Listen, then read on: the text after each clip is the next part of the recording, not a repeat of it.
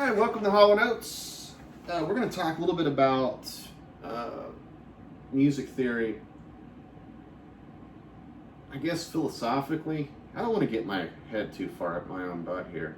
But there's a debate, should I learn music theory? Is it going to hurt my playing? What does it mean? And I would approach it as instrument knowledge. I wouldn't really consider it, people will say formal training.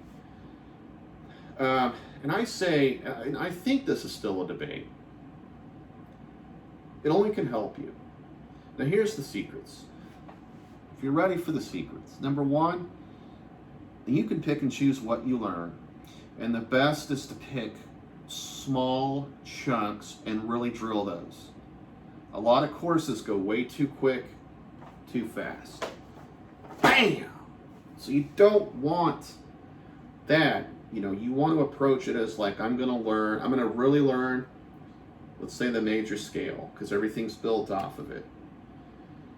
And so you could spend a month on that or 2 months until you have it down so cold. And that's the mistake I made, is I keep rushing past stuff.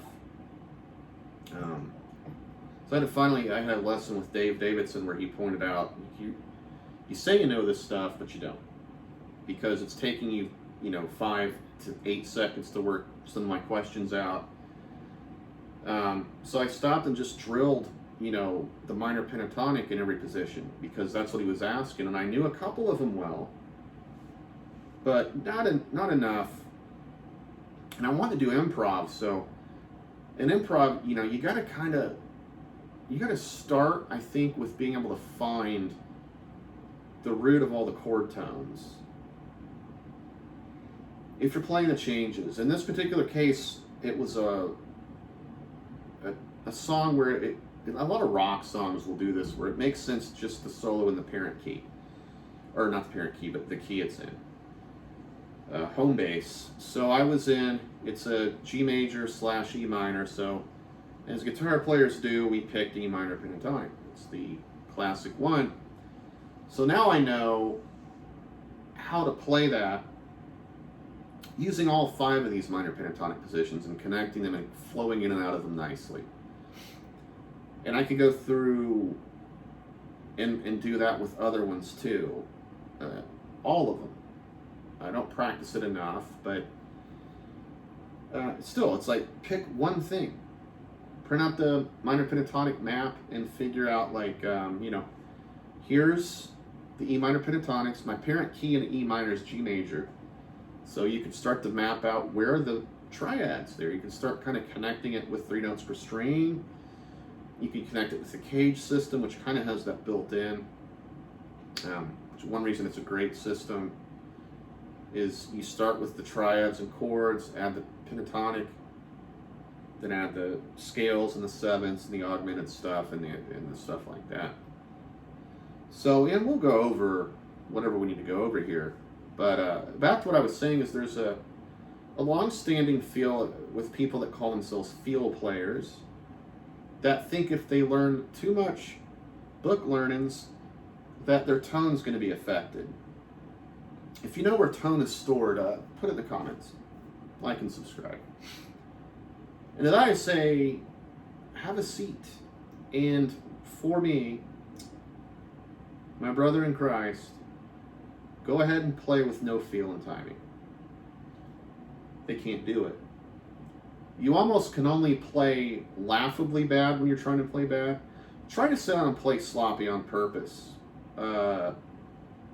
You will find that it's pretty hard. You might be able to do it. For me, it's like I can play the way I play, poorly mimic someone else, or it's so obvious I'm trying to act like I'm playing badly because it's too hard. The muscle memory is fighting you in every way. Your ear is fighting you.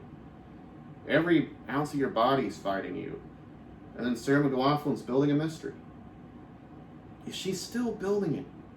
If you know, comment below, like and subscribe. What is she doing? Is she with the dogs still? The rehoming dogs? I don't know. But in comedians, you'll hear them say, I feel like if I get sober or I go see a therapist or whatever, I won't be funny anymore. It's a pretty common one too. And try to not be funny then. Can your favorite comedian, think about it. Do you think they could not be funny? Think they could just lose it? No.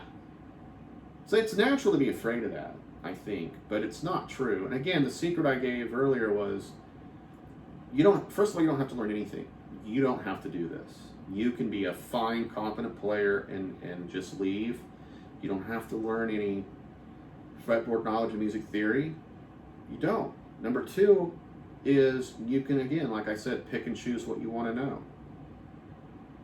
With gypsy jazz, there's stuff we want to know that's core to the sound of that genre. So you're going to want to know diminished licks. You're going to want to know, of course, the chords are very often not just a major or minor chord. Very often there's 7s, 6s, and 9s. I mean, we're jazzing here, right? But I think it's useful to improve. And I think a little bite-sized amount of theory every now and then.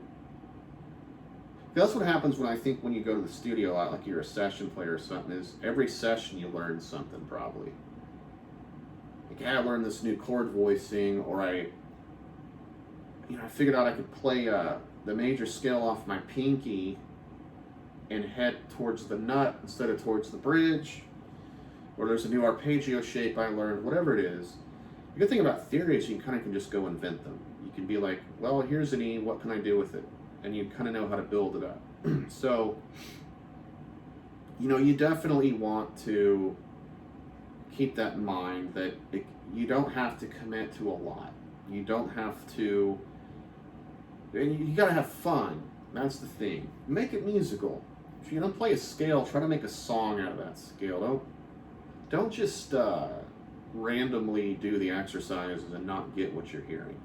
You gotta make that ear connection. It's very important. Support Ricky Rackman and go to his Cat House website and buy one of these shirts. Remember this? Headbangers Ball? This is where you used to have either a skateboard magazine or something, or Headbangers Balls, where you would find out about rock and metal bands in the 90s, maybe late 80s. But that's it. I mean, I think you want to really think about your barriers. We talked about resistance and defeating resistance in one of my past videos. You have to look at it like I'm bettering myself, and it's knowing where all the B flats are on the fretboard is not going to hurt your feel. And being able to play different chord voicings or build them on the fly, it's not going to hurt anything. So think about that this week. We're in a new year. It's a good time. And, that's really all I have right now. So we'll see you later.